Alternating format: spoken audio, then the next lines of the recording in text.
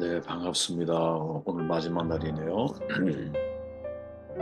마태복음 8장 말씀을 제가 읽고 나눔을 시작하도록 하겠습니다. 예수께서 가버나움에 들어가시니 한 백부장이 나와 간과하여 이르되 주여 내 하인이 중풍병으로 집에 누워 몹시 괴로워하나이다. 이르시되 내가 가서 고쳐주리라. 백부장이 대답하여 이르되 주여 내 집에 들어오시면 나는 감당하지 못하겠사오니 다만 말씀으로만 하옵소서. 그러면 내 하인이 낫게 싸움나이다. 쭉 내려가서 백부장에게 이르시되 가라. 내 믿음대로 될지어다 하시니 그 즉시 하인이 나으니라. 하나님 중심의 믿음을 배워야 합니다. 하나님 중심의 믿음. 저는 이게 우리가 내년에 제 개인적으로는 믿음이 없이 하나님을 기쁘시게 못할 것이고 또 우리가 어떤 믿음을 가지고 인생을 살아야 할까 질문을 던졌을 때 2025년도에는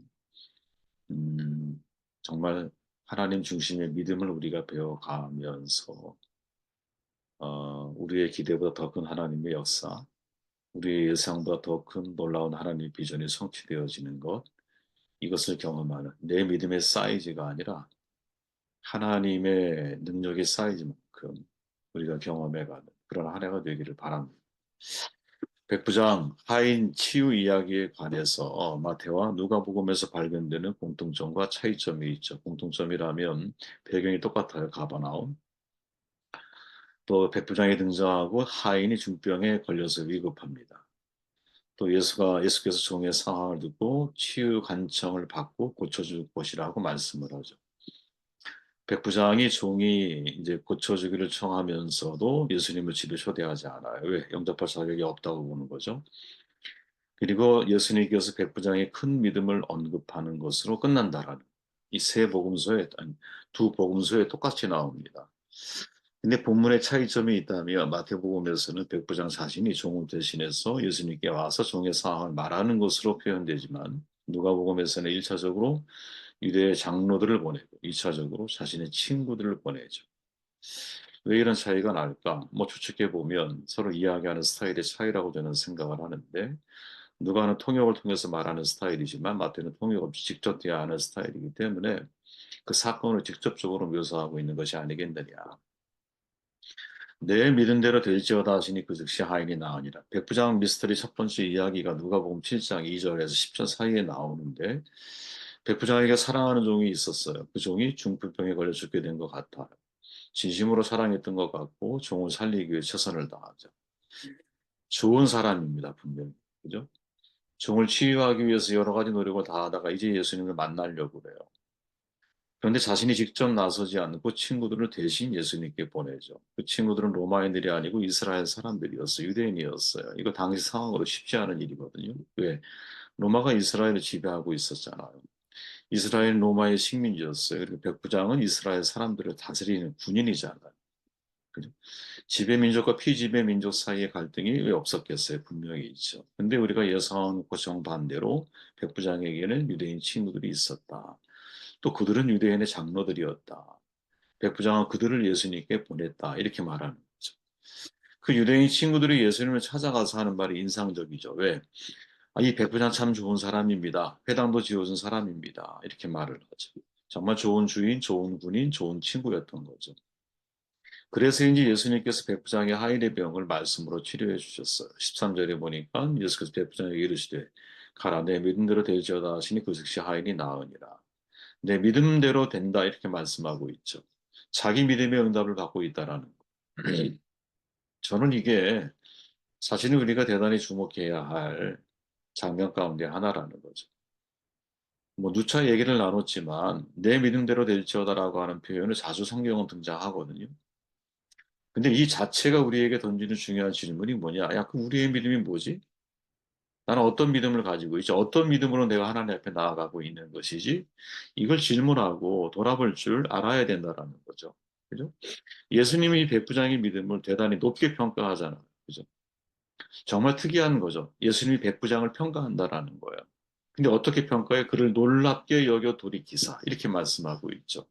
무엇이 도대체 예수님을 놀랍게 했을까? 정황을 살펴보면 유대인 친구들을 통해 예수님을 자기 집으로 모시려 했던 것 같은데 오신다고 하니까 백부장에 오지 마십시오. 이렇게 말한다라는 거죠. 그리고 이 말을 듣고 예수님은 놀라신 거예요. 그리고 백부장의 말을 경이롭게 생각하시면서 예수님이 말씀하는 거죠. 야, 내가 이스라엘 중에서 이만한 믿음을 만나보지 못했다. 그때 이만한 믿음, 그죠?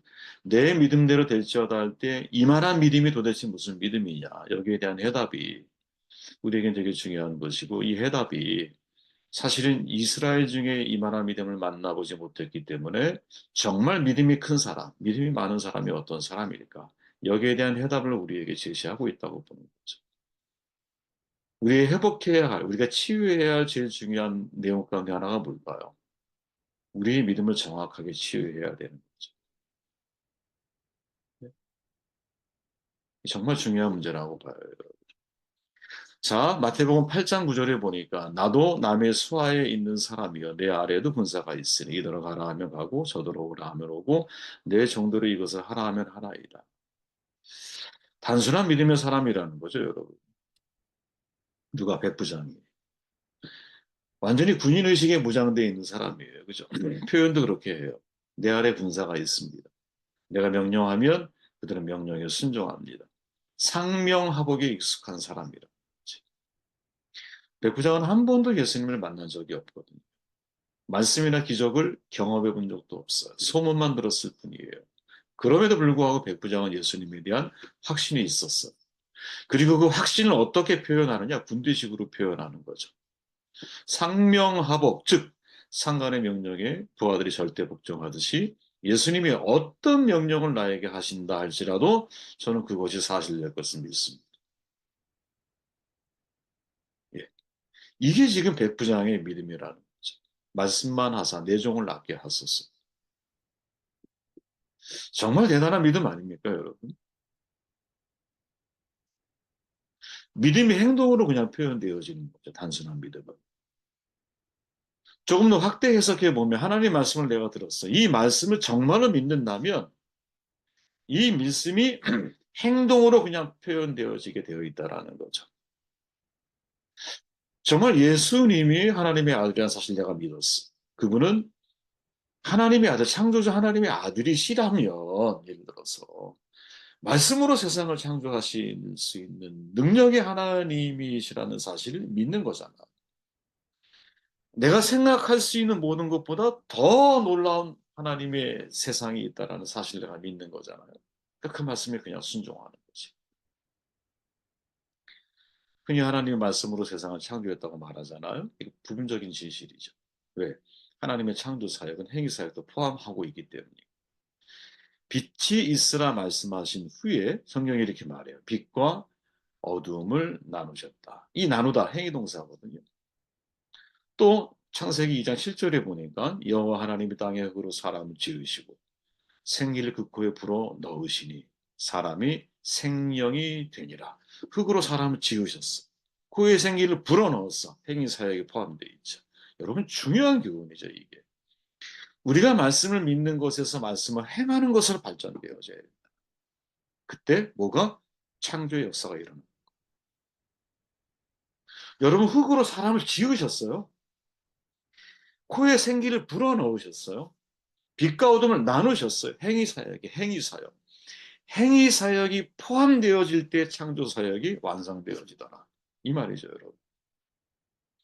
예수님 앞에 나왔던 부자 청년 관원 잘 아시죠? 야, 가진 재산 팔아 가난한 자에게 나눠주고 너 나를 따라. 영광스러운 하나님의 부르심이죠. 근데 근심하여 돌아갔다 그래. 왜 근심이 됐을까? 이유 간단하죠. 재산을 정돈한 이후에 이제 어떻게 살아야 되나? 추측해 보면 미래에 대한 불안감이 있지 않겠어요, 여러분?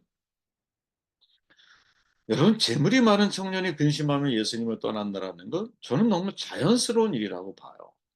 아무리 경건한 사람도 여러분, 내가 가지고 있는 재산을 다 팔아. 가난한 자에게 주고 주님을 따른다라는 건 결코 쉬운 일이 아니거든요. 물론 여러분 죽기 전에 외국이나 뭐 이제 제3세계도 마찬가지지만 자신의 재산을 사회에 기부하는 사람들 이야기 가끔 들어요. 어, 그런 경우 나름 여러분 대단하구나 이런 생각이 들기도 해. 근데 여러분 한편 생각해 보면 그분들은 살 만큼 살고 죽기 전에 기부한 거죠. 그죠? 청년 때 기부한 거 아니잖아. 네. 쉽지가 않다라는 말이지, 제 말은. 그죠? 사람은 누구나 여러분 결과를 통제하고 싶은 마음을 가지고 있거든요. 왜 그래야 불안하지 않아. 그 중에 하나가 뭐야? 재산이잖아. 예? 재산이 있으면 뭔가 좀 든든하잖아. 통장에 여러분 한 100억쯤 있다고 생각해 보세요. 우리 굳이 하나님께 기도하지 않아도 살만하잖아요. 그런데 그걸 다 버려? 그럼 오직 무엇? 하나님만 의지하고 살아야 되는 거죠. 바로 그런 불안함이라는 거지. 그런데 그 불안함을 선택할 수 있었다면, 물론 뭐, 결과는 우리가 성경에 안 나와 있기 때문에 모르지만, 그 불투명한 미래에 대해서 하나님 앞에 단순하게 말씀을 믿고, 단순하게 나를 따르라는 명령에 내가 순종할 수 있는 행위 사역까지 이 부자 청년이 행동으로 옮길 수 있었다면, 여러분 재산을 팔아 가난한 자에게 나눠준 것보다 더 크고 놀랍고 더 의미 있고 가치 있는 세상을 경험해 보지 않았을까요? 한 번쯤 우리가 던져봐야 중요한 질문 가운데 하나. 나머지 읽어보시고 7절 말씀을 다시 읽어볼게요. 이르시되 내가 가서 고쳐드리라. 별표는 대표 이르시되 주여 내 집에 들어오심을 나는 감당하지 못하겠사오니 다만 말씀으로 하옵소서. 그러면 내 하인이 낫게 싸움나이다. 아멘. 이게 중요한 거죠. 백부장의 믿음은 예수님 중심적인 믿음을 가지고 있다라는. 여러분 일반적인 사람들의 마음이라면 예수님이 자기 집에 찾아와서 하인을 낫게 하는 것, 야 정말 주님의 능력을 직접적으로 목격할 수 있는 좋은 기회이죠. 그죠? 주님이 먼저 방문을 제안했기 때문에 그냥 수용만 하면 제안 받아들이기만 하면 그만이에요. 근데 백부장은 거절을 해. 왜? 왜 거절했어? 간단하죠. 유대인의 전통을 너무나 잘 아는. 유대인은 자신과 같은 이방 사람들을 가까이 하지 않아. 그러니까 예수님이 자기의 집을 초대하면 예수님께 이로울 곳이 없다라고 판단했겠죠. 백부장의 입장에서 유대인이 나의 집을 방문하는 건 큰 문제거리가 아니에요.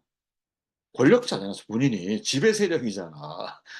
식민지 사람이 오는 게 그게 무슨 큰일이래요. 근데 예수님의 입장에서 생각해 보면, 아, 예수님한테 불편한 일이 될 수 있다라는 거지. 즉, 그분의 입장을 먼저 배려하는 거죠. 내 믿은 대로 될지어다. 백부장은 분명한 자기 신앙이 있어. 그런데 그 신앙은 놀랍도록 여러분, 자기 중심적인 믿음이 아니라는 거야. 저는 여러분, 저희 집에 오시는 것을 감당할 수 없습니다. 그 배후에 지배 세력 백부장이 피지배 세력인, 피지배자인 예수님을 배려하는 배려가 들어있다라는 점에서 우리가 주목해야 중요한 것은 그의 신앙의 중심은 내가 아니야. 그의 신앙의 중심은 예수님이라. 신앙의 중심이 예수님에게 넘어가는 순간 어떻게 바뀌어요? 예수님이 와서 직접 치료하는 것을 목격하는 것이 아니라 원격으로 치료하는 현장을 목격하고 있다. 여러분 이게 더 대단한 경험 아니겠어요? 이게 정말 말씀 중심의 삶을 살아가는 사람의 모습이에요.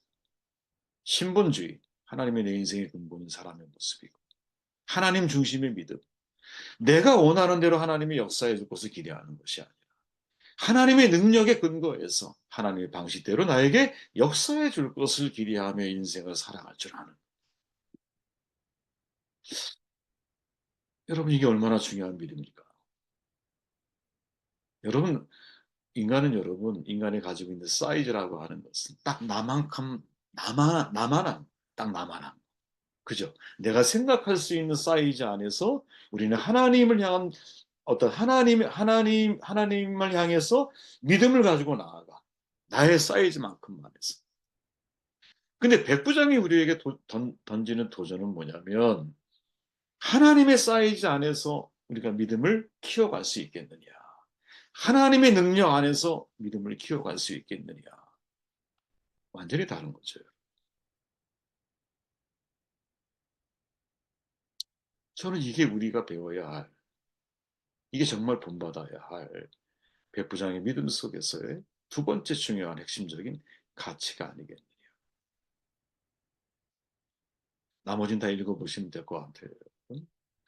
이거 하나만 여러분들이 잘 마음에 담아야 되지 않을까. 자기중심적인 유한한 믿음으로 하나님을 재단할 것이냐, 아니면 하나님이 우리에게 말씀에 계시하신 모든 말씀을 근거로 해서 우리가 그 하나님의 믿음의 내용 속으로 우리가 들어갈 것이냐. 여러분, 이게 2025년도에 우리의 모습이 되어야 되지 않을까?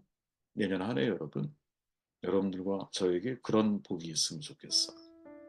야, 내가 생각하는 하나님에 대한 믿음을 가지고 간구하는 것이 아니라 성경이 우리에게 계시하고 있는 말씀을 근거로 해서 우리가 하나님의 신뢰, 기도, 도전하, 나아가는 그런 한 해가 되기를 여러분 주의 이름으로 축원드립니다.